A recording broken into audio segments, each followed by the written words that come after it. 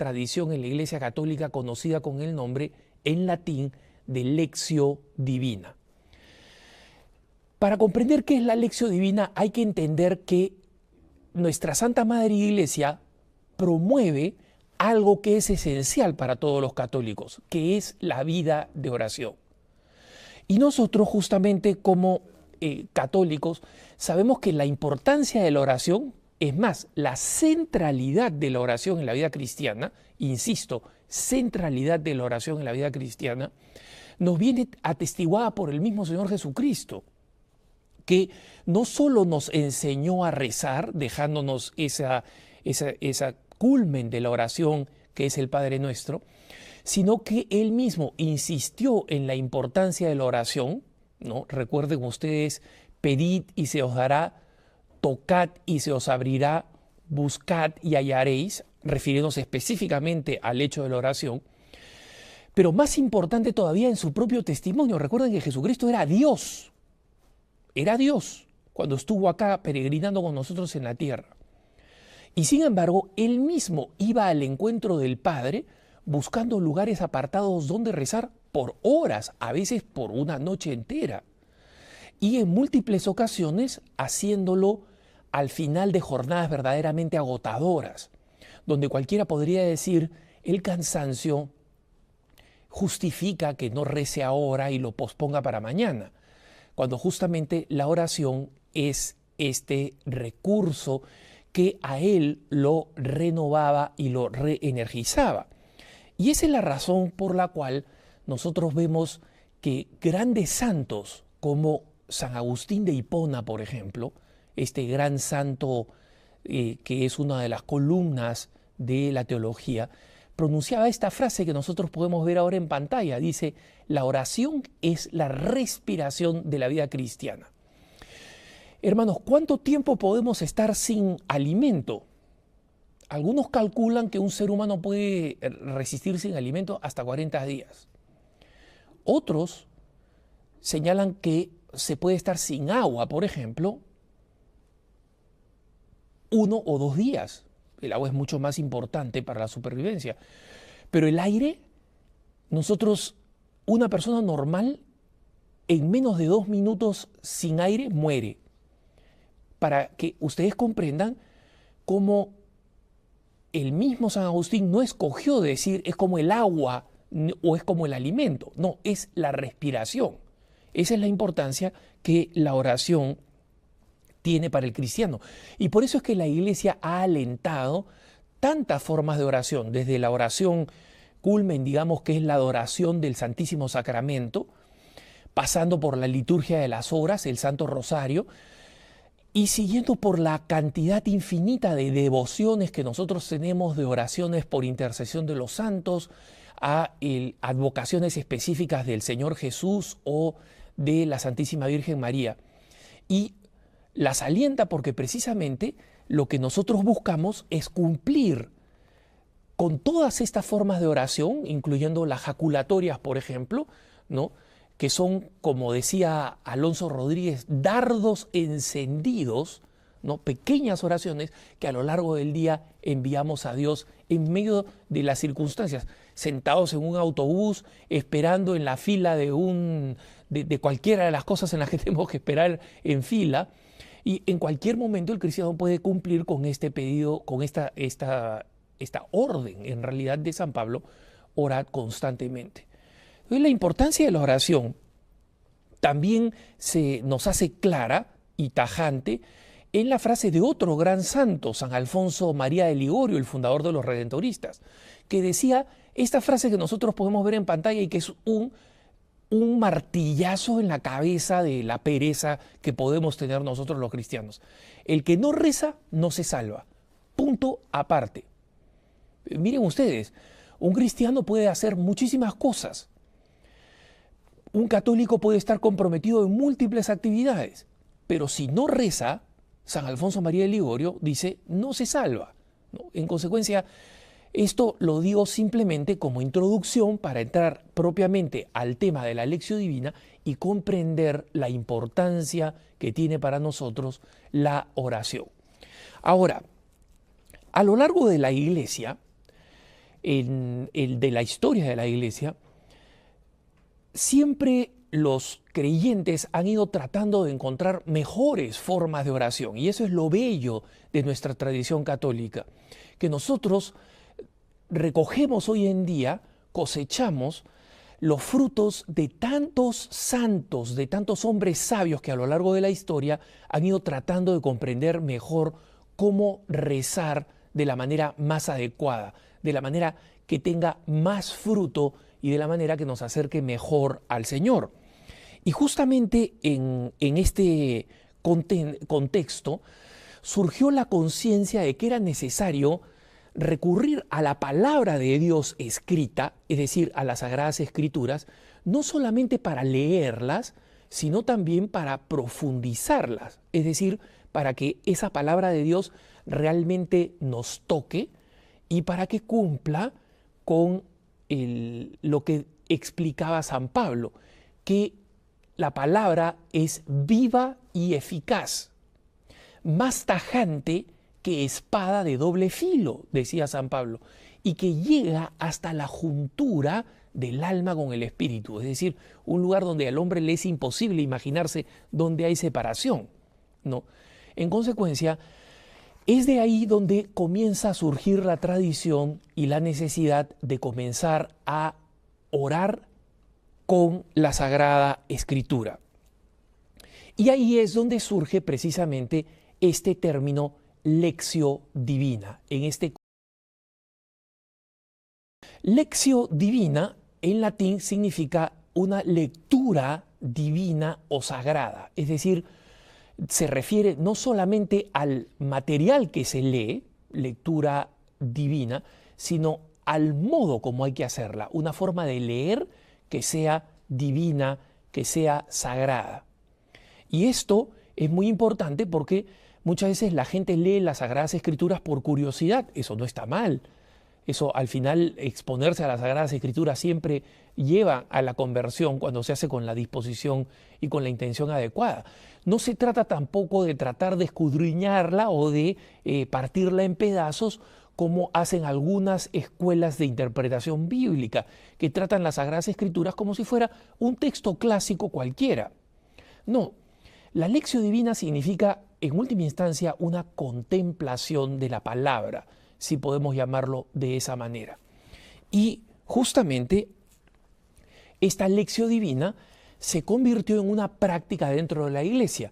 No podemos decir que la Lectio Divina sea propiamente un método, sino que es más bien un principio general que se ha ido consolidando a través de la historia y que ha inspirado varios distintos métodos de oración en distintas comunidades. Pero veamos cuál es la raíz en común de la Lectio Divina.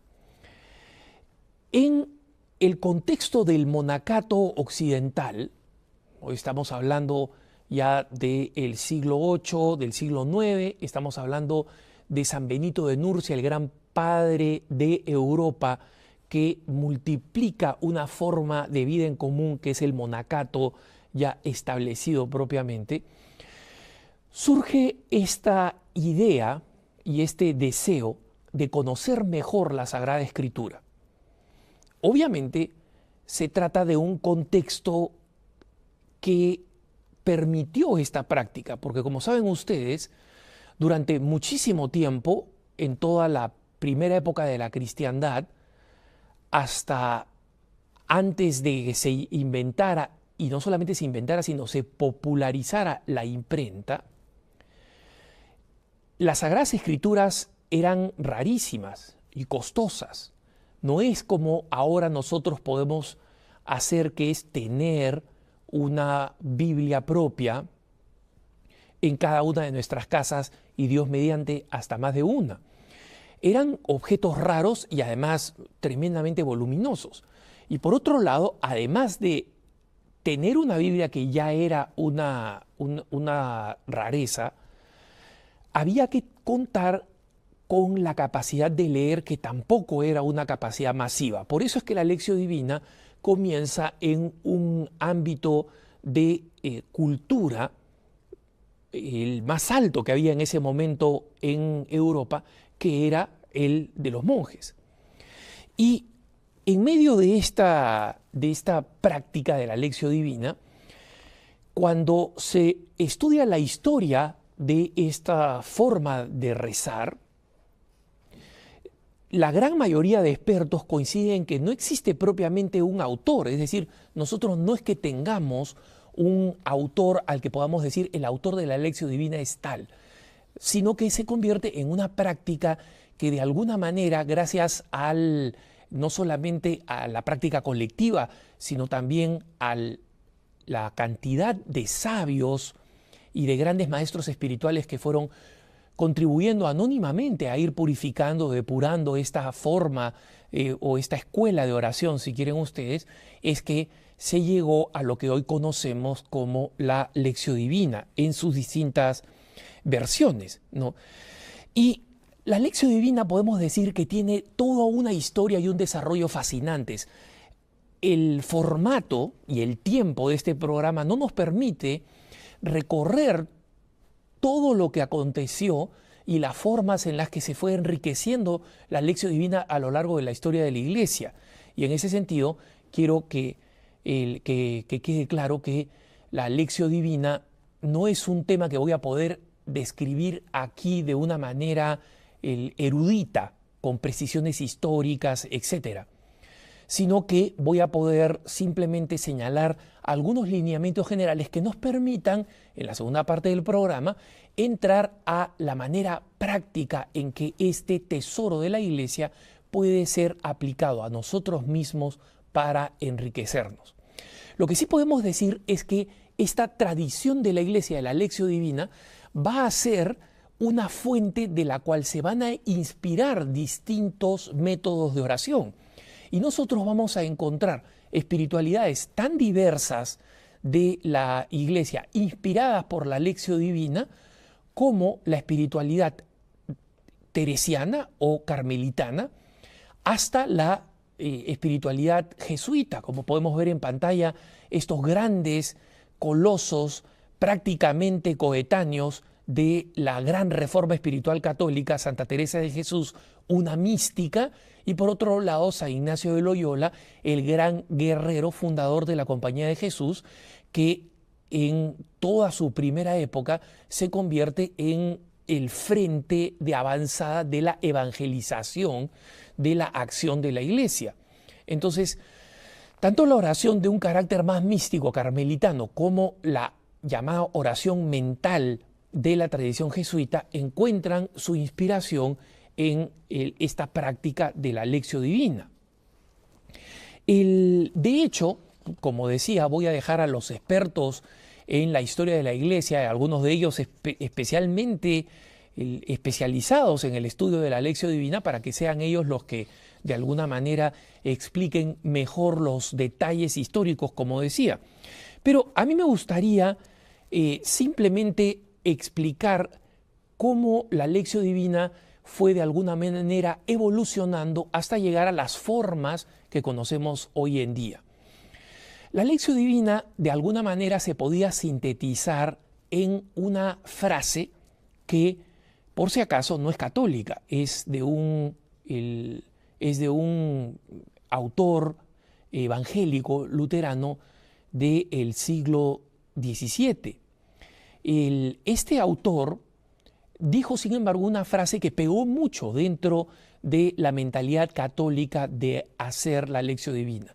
Y es esta frase que dice: aplícate todo al texto y aplícate todo el texto. Vamos a dejar en pantalla un momento esta frase, porque es clave para entender la esencia, si quieren así, de la Lectio Divina. Acá, cuando hablamos de texto, como pueden ver ustedes, estamos refiriéndonos, por supuesto, al texto que es el único que se utiliza en la Lectio Divina, que es el de la Sagrada Escritura. Y esta frase dice: aplícate, o sea, tú como persona, la persona que ora, tiene que aplicarse todo al texto. Es decir, no te distraigas, utiliza todas tus potencias, la inteligencia, el recogimiento espiritual, la atención, todo que sea aplicado al texto. Y luego, una vez que lo has comprendido, con la gracia de Dios y con la apertura al Espíritu Santo, aplícate todo el texto a ti mismo, ¿no? Entonces, la primera frase de aplicarse se refiere obviamente al aplicar la conciencia, al aplicar la propia claridad de ideas. El segundo, aplicarse, el texto, se refiere más bien a la necesidad de aplicar todo lo que ha leído una persona a la propia vida cristiana, a su propia transformación personal. Esto de alguna manera sintetiza el concepto central de la relación con la Sagrada Escritura, esta relación de verdadera absorción de la Sagrada Escritura, que es la esencia de la Lectio Divina. Y esa es la gran diferencia con la lectura bíblica. La lectura bíblica es una lectura que también tiene un carácter espiritual, pero que busca ir avanzando en el texto de las Sagradas Escrituras para irlo conociendo, para ir conociendo las antiguas historias del Antiguo Testamento, para ir conociendo lo que enseñaron los profetas, los salmos, etc. Esa no es la característica de la Lectio Divina. La Lectio Divina se concentra en un texto para que pongamos en práctica lo que esta frase que hemos citado dice, ¿no? Y entonces, así es como las primeras versiones de la Lectio Divina proponían que la Lectio Divina tuviera estas etapas específicas, ¿no? O tenía que tener estos pasos específicos. Lectio, o sea, lectura; meditatio, es decir, meditar sobre la Escritura, leerla, reconocerla, y aquí es donde se podía recurrir sobre todo, y la importancia, por ejemplo, en la Lectio Divina de una Biblia católica bien comentada, ¿no? O en el caso de algunos expertos, utilizar libros de explicación de las Sagradas Escrituras. Esa es la meditatio, es decir, el uso de la razón, de la inteligencia, de la reflexión. Y luego la oratio, que es la parte más recogida y de comunicación directa con el Señor, la oración. Esas son las características de la Lectio Divina.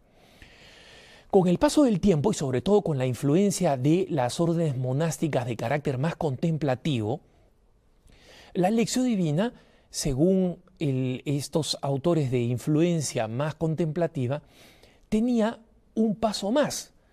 A la lectio, lectura, la meditatio, el escudriñar con la inteligencia, con claridad, lo que dice el texto, a la oratio tenía que seguir la contemplatio, ¿no? Y es decir, no solamente había que llegar al punto de la oración, donde uno rumia espiritualmente ante Dios, sino que ese diálogo con Dios que significa la oración tiene que terminar con la contemplación de Dios, con la contemplación de sus maravillas y de sus bienes. Pero el tiempo sigue pasando a lo largo de la historia, y cuando la Lectio Divina ya se vuelve más asequible, porque gracias a la multiplicación de las Sagradas Escrituras, más católicos, el católico promedio podía tener acceso a las Sagradas Escrituras, entonces surge la necesidad de aplicarla a la vida práctica, y surge así un quinto componente, ¿no?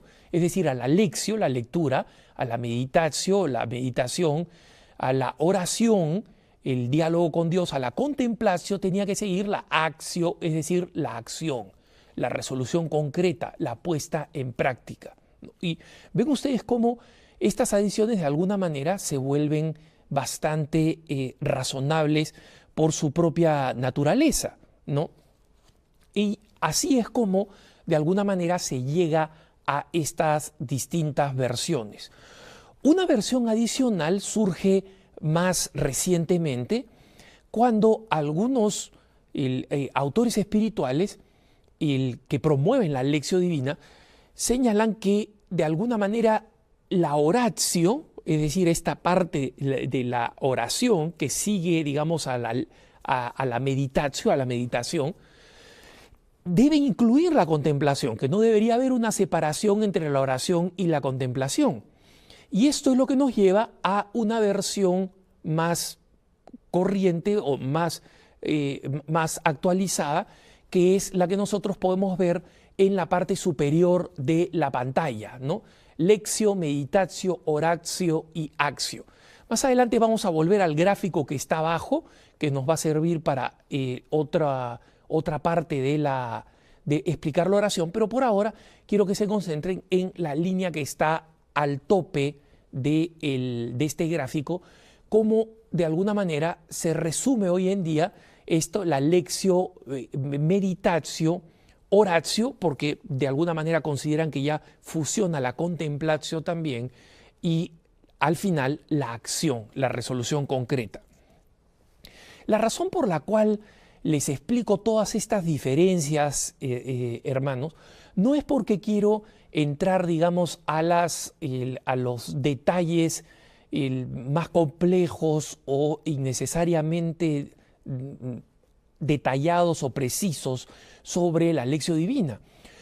Lo hago porque si ustedes buscan en internet el tema lectio divina, se van a encontrar con que existen estas distintas versiones, existen estas formas distintas de explicar la realidad de la aplicación de la lectio divina, que en algunos casos, como digo, se basa en las primeras versiones de las que hemos hablado, y otras hoy en día, especialmente porque lo que se busca es que los laicos comunes y corrientes de a pie, como ustedes, como yo, aprendamos a practicarla, y obviamente una lectio divina que no tiene una resolución concreta, que no sigue una resolución concreta, entonces es una lectio divina que no se aplica a la práctica y que no tiene una forma de transformación de nuestra vida interior.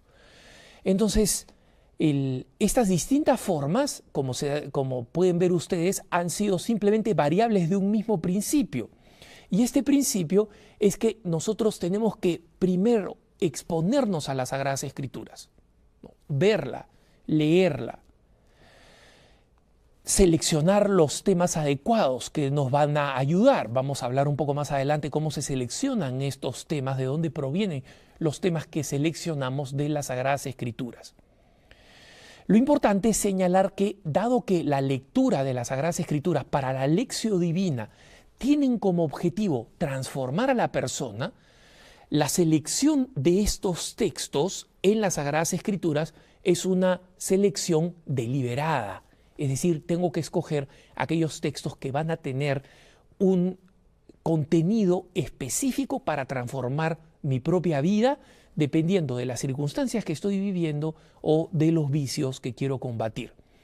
Vamos a una pausa ahora para volver después ya con la aplicación práctica contemporánea de esta tradición tan rica de la Iglesia y no suficientemente conocida de la lectio divina. No se vayan, que volvemos en casi nada para seguir hablando de la lectio divina.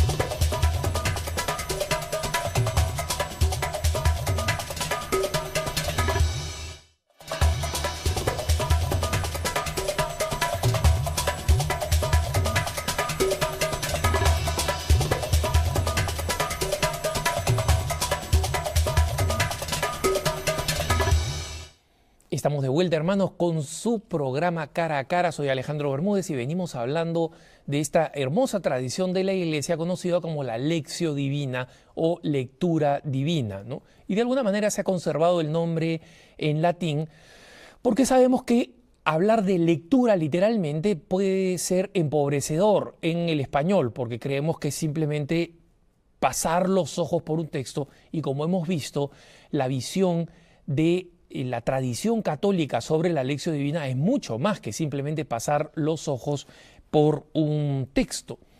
La lectio divina, en consecuencia, como digo, se ha transformado en estos distintos métodos de oración, incluyendo versiones diversas como las que hemos mencionado, por las que hemos pasado revista, de la forma en la que se puede aplicar la lectio divina dependiendo de las tradiciones espirituales o de los estilos de vida. Lo que podemos decir es que estos métodos con variables agrupados bajo el paraguas, digamos, o el concepto general de lectio divina, constituyen efectivamente un método. Ese es lo bueno del método. ¿Cuál es lo bueno de un método? Lo bueno de un método es que nos proporciona pasos concretos y modos de operar. Si quieren, podemos decir nos proporciona reglas, ¿no? Y eso hace que sea más fácil, más llevadero para ejercer este método. Ahora, como saben ustedes, cuando nosotros los católicos renovamos nuestras promesas bautismales y renunciamos a Satanás, ya sea cuando participamos del sacramento del bautismo de alguien, ya sea cuando la hacemos en la vigilia pascual, en la gran fiesta de la vigilia pascual, una de las cosas que renunciamos, es decir, renunciamos a todos los métodos o instituciones que hagan que nosotros no vayamos a Dios. Esta aclaración es muy importante. Ningún método, y esto se aplica a la Lectio Divina, funciona por sí solo. Todos los métodos de oración en la tradición católica, todos los medios que podemos tener en la tradición católica son medios que requieren de la cooperación humana con la gracia. Es decir, la persona tiene que involucrarse, vuelvo a aquella frase, aplicarse todo al texto, aplicarse todo el texto, ¿no? Si es que nosotros no colaboramos con eso, no vayamos a creer que esta es una fórmula de brujería, una fórmula mágica que simplemente porque la hago me va a acercar más al Señor, ¿no? Si no es un acto vivo de fe, de cooperación genuina, con un componente de muerte personal, de ascética, de disciplina personal, entonces es importante comprender que no va a funcionar, ¿no? Dicho esto, me parece que en la Lectio Divina, la Lectio tiene una aplicación concreta que es la que me gustaría abordar ahora. ¿Cómo se aplica la Lectio Divina? Y vayamos aquí a la parte práctica. Si vemos el gráfico que está en la parte inferior, estas dos frases que están conectadas por estas flechas, lo que queremos señalar, o lo que me gustaría aclarar acá, es que una de las características y una de las características paradójicas de la Lectio es que todos los autores espirituales coinciden en que la mejor manera de prepararse para la Lectio es precisamente tener una vida de oración.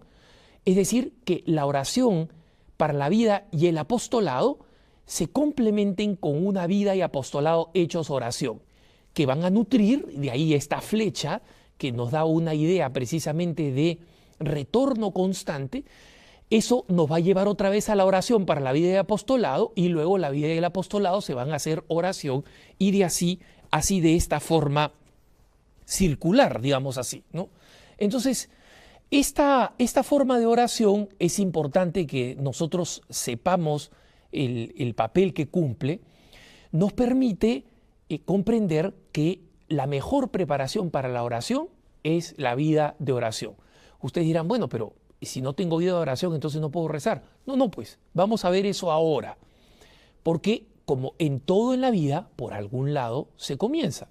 Entonces, vamos a hablar ahora de lo que significa la preparación remota. La oración, dentro de la tradición cristiana de la Lectio Divina, la Lectio Divina tiene 3 etapas de preparación previas a propiamente realizar la Lectio Divina. La preparación remota, como dice la palabra, es una preparación remota, ¿no?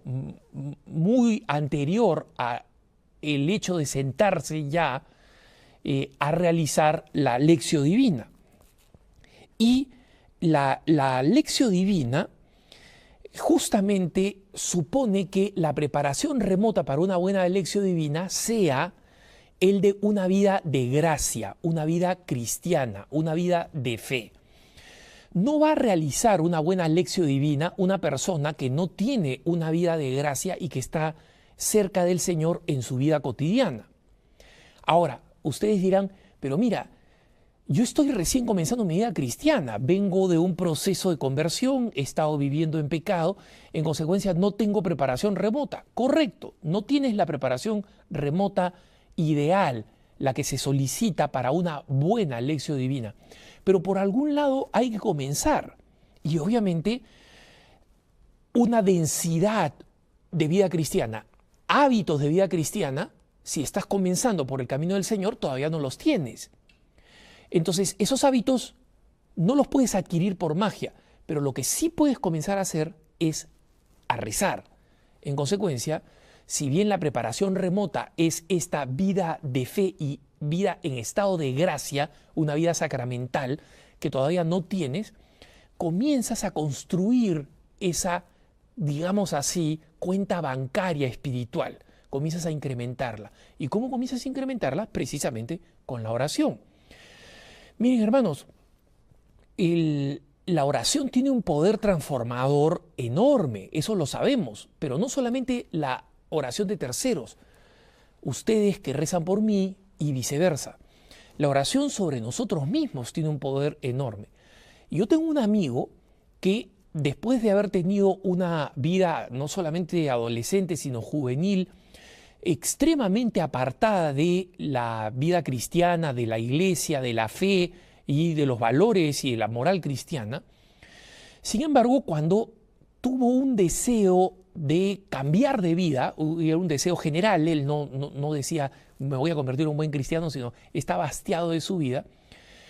Una de las primeras cosas, de las primerísimas cosas que aprendió a hacer fue la lección divina, y ese fue el principio de su conversión.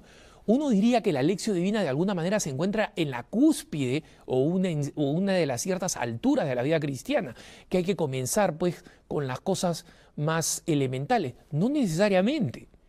Para algunas personas es así, pero para otros no. La lección divina fue el punto de partida para comenzar a construir esta adecuada preparación remota, que es precisamente vivir una vida de fe, de gracia, de acercamiento y de familiaridad con el Señor. Una vez más, por algún lado hay que comenzar a construir esa preparación remota, esa vida de fe, y la lección divina perfectamente puede serlo, ¿no? Una vez que hemos pasado por la preparación remota, viene la preparación próxima. Es decir, ya contamos con esta vida, contamos con todos estos elementos, contamos con todas estas, estado de gracia de una buena vida cristiana, favorable, que además con la lección divina, como hemos dicho, se va a ir enriqueciendo. Ahora viene la preparación próxima. ¿Qué cosa significa la preparación próxima?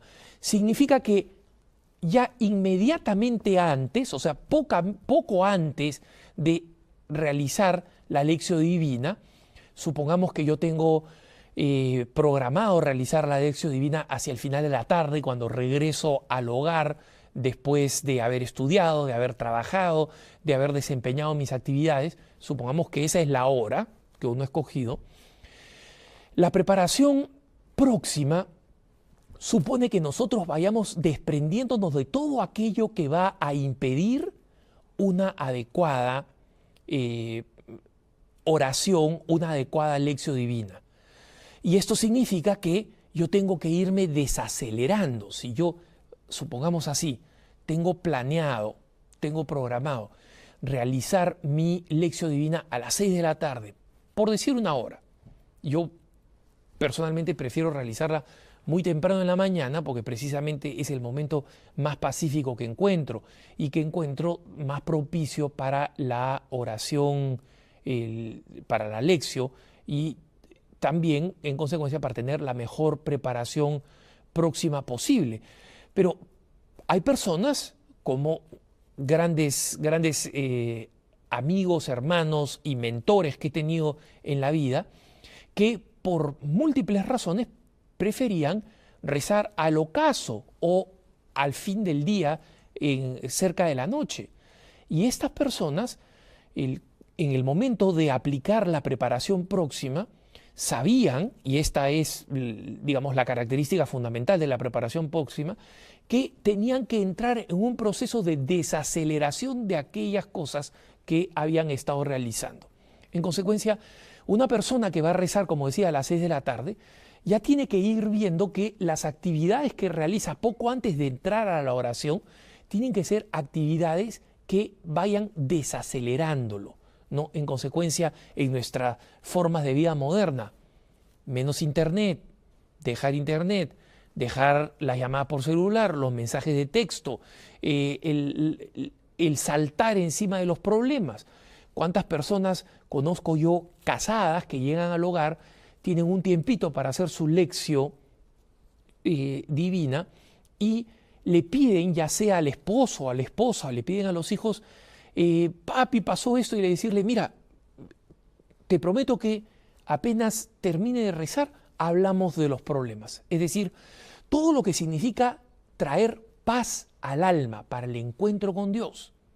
Porque si yo estoy pensando en problemas, si yo estoy pensando que tengo que llamar inmediatamente a alguien por teléfono, si yo comienzo a distraerme con los problemas que tengo en las distintas circunstancias, entonces ustedes se van a dar cuenta que con ese estado de ánimo no puedo entrar a rezar. Cuando hacemos una oración contemplativa de adoración en el Santísimo Sacramento, la misma adoración al Santísimo Sacramento tiene un carácter transformador y apaciguador, por lo menos debería tenerlo si nos concentramos en el Señor que está presente. Pero la Lección Divina requiere de esta preparación. Todos los santos, todos los sabios de la tradición cristiana que han alentado, de la tradición católica que han alentado esta Lección Divina, insisten precisamente en la necesidad de esta preparación remota a la que nos hemos referido, de una vida y de un estado de gracia, y de esta preparación próxima que significa detén el vehículo, ¿no? Desacelera. Recuerda que ahora vas a introducirte al encuentro con Dios. Estás en un lugar santo, como le dijo la voz del Señor a Moisés, ¿no? Entonces, las sandalias que se sacó Moisés son las sandalias de nuestra propia prisa, de nuestra propia aceleración, de nuestras preocupaciones por cosas inmediatas, por problemas circunstanciales, etcétera, ¿no? Y luego, después de esta preparación remota, hemos dicho la preparación remota, el estado de gracia y de vida cristiana, la preparación próxima, desaceleración, este estado de paz, de armonía, de recogimiento al máximo posible de nuestras capacidades y de nuestras circunstancias, lógicamente, viene la preparación inmediata. A partir de aquí, de la preparación inmediata, aquí es donde podemos encontrar distintas variables del método de la oración o de la Lección Divina. En internet ustedes van a encontrar múltiples versiones de cómo se realiza la Lección Divina y de qué cosa significa esta preparación inmediata.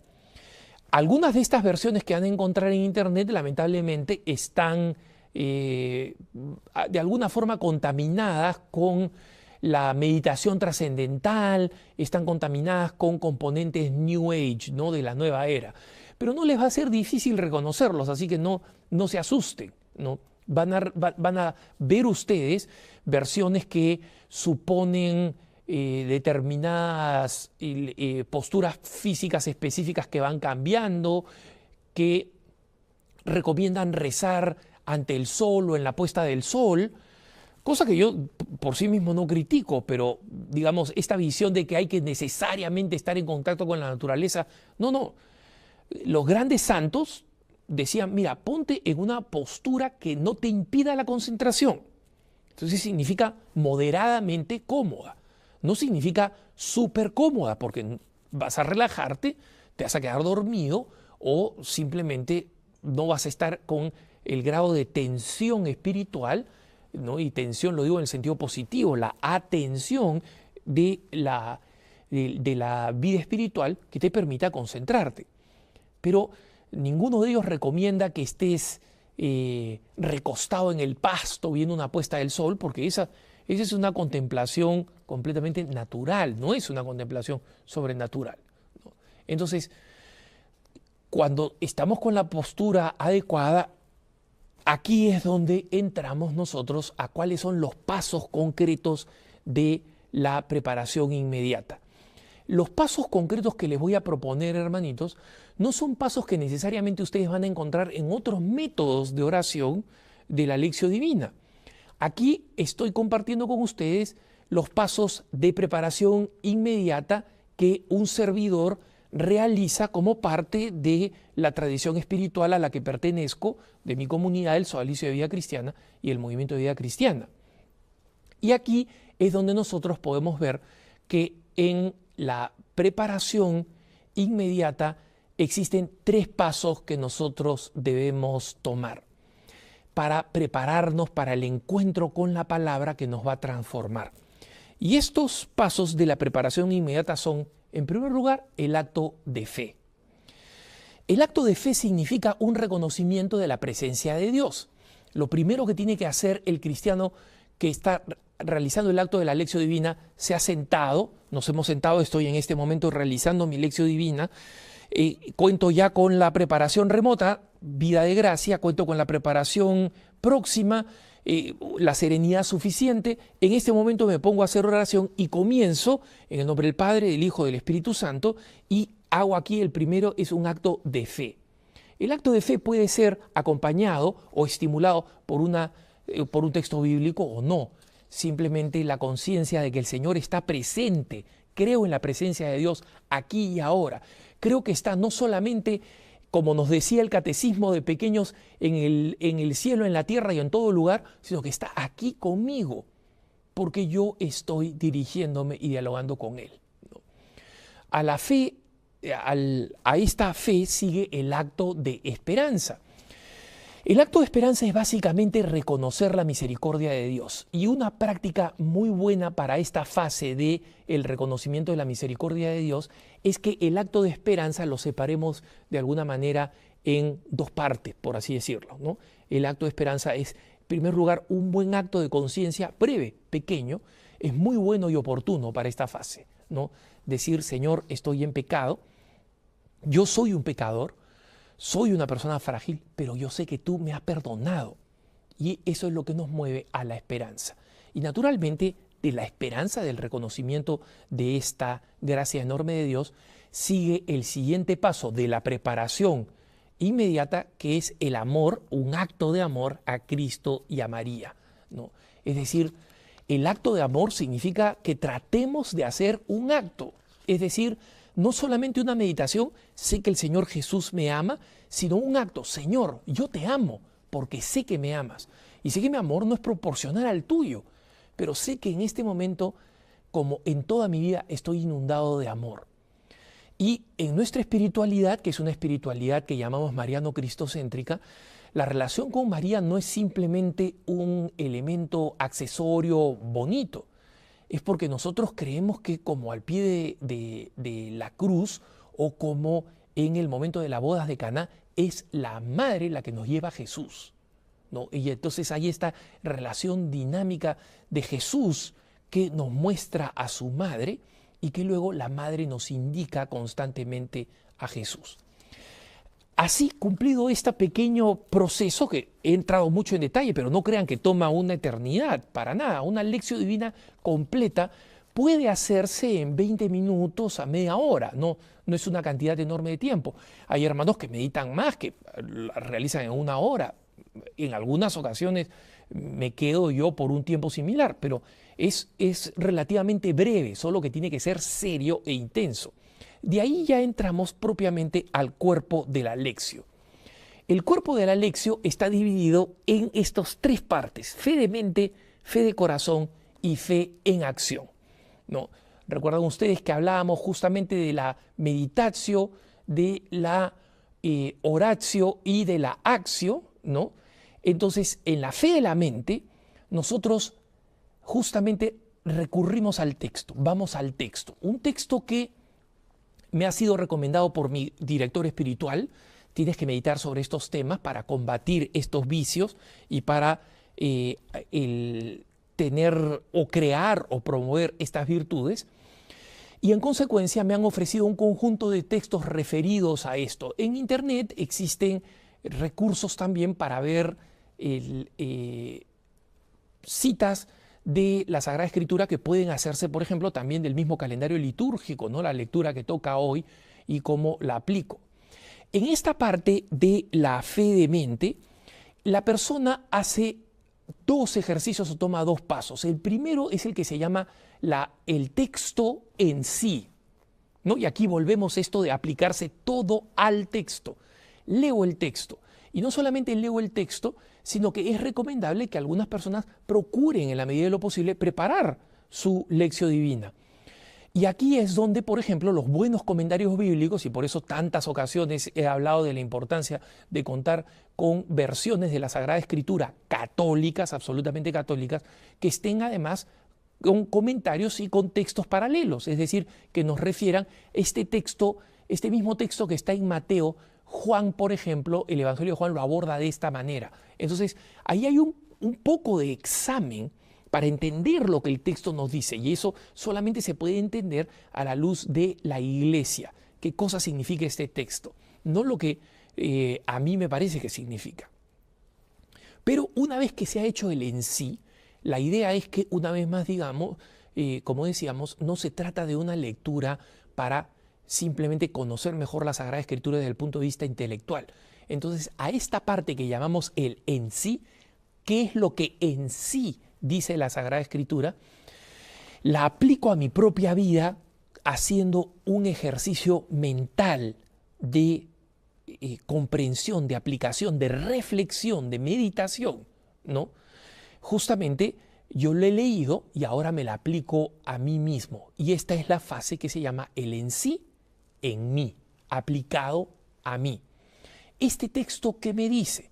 Por ejemplo, si a mí mi consejero espiritual me ha pedido que medite sobre la paciencia, entonces yo veo un pasaje de la paciencia de Jesús y entonces me lo aplico a mí. Digo que aquí el Señor amaba mucho, el Señor tenía una piedad enorme, tenía una paciencia motivada por el amor. Veía en la otra persona no alguien hostil, no un enemigo, no un rival, veía a alguien en necesidad.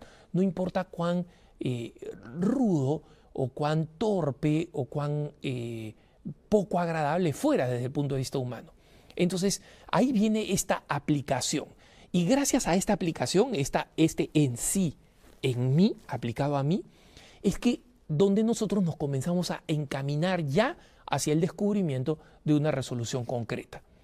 Y ahí es donde sigue luego la fe del corazón, que es donde nosotros contemplamos todos los movimientos interiores que esta lectura nos suscita. Porque cuando, por ejemplo, siguiendo el ejemplo que he dado, yo leo al Señor Jesús que perdona a los hombres, que sale al encuentro de las personas que podrían ser irritantes, no puedo no descubrir desde el punto de vista interior, ya espiritual, desde el punto de vista afectivo, la grandeza del Señor, la bondad del Señor. Y tengo que, en consecuencia, dejarme transformar, motivar, tocar en el corazón. Y a veces este proceso de tocar del corazón no sucede. No crean que es obligatorio tener un sentimiento. Pero obviamente podemos ayudarnos a ese sentimiento haciendo que esta parte, la fe del corazón, sea la fase directa, ya más abierta de diálogo con el Señor desde lo más posible, de lo más hondo de nuestra persona. Y luego va a seguir, en el tercer paso, habíamos dicho, la fe en acción. Y aquí es donde viene, ok, ¿qué cosa hizo el Señor y qué es lo que yo puedo y debo hacer? ¿Cuáles son las prácticas que yo debo realizar? Y aquí es donde viene el gran momento que suscita la resolución concreta. Yo decido que de ahora en adelante voy a evitar tales circunstancias que me llevan a ser impaciente, voy a prepararme de esta manera, y son resoluciones que tomamos para nuestra vida práctica, inspiradas en este encuentro con las Sagradas Escrituras. Y como se ha cumplido este ciclo maravilloso de encuentro con el Señor en las Sagradas Escrituras, donde nos han dado una lección literalmente de vida, entonces viene la parte conclusiva, que es básicamente una súplica al Señor. Señor, permíteme realizar, poner de por medio lo que estoy poniendo en tus manos. Es lo que algunos autores espirituales antiguamente llamaban el ramillete espiritual, es decir, la recolección de mis propuestas para presentárselas al Señor. Y finalmente, cómo no, como toda oración, tiene que terminar con una acción de gracias. Gracias, Señor, por esta oración. Y miren, la lección divina, hermanitos, no crean ustedes que es una práctica sencilla que se aprende desde el comienzo y se realiza con facilidad. Conozco personas dotadas que muy rápidamente se han introducido en la lección divina con enorme fruto sin parar.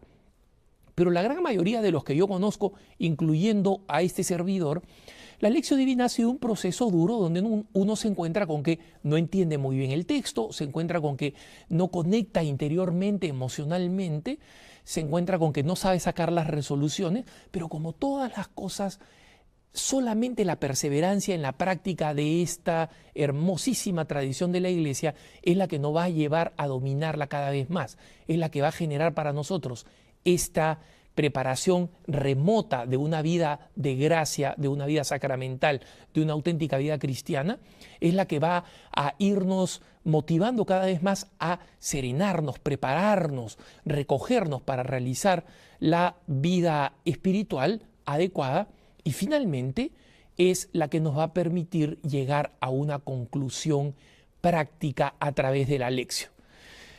Ha sido un gusto poder compartir con ustedes esta maravilla de la vida cristiana, hermanas y hermanos. No dejen de escribirnos a caracara@ewtn.com y espero que esto sea para enriquecimiento espiritual de ustedes y de aquellos a los que ustedes conocen. Por ahora, les agradezco todas las ideas que nos han hecho llegar. Yo los dejo en la mejor compañía de la información.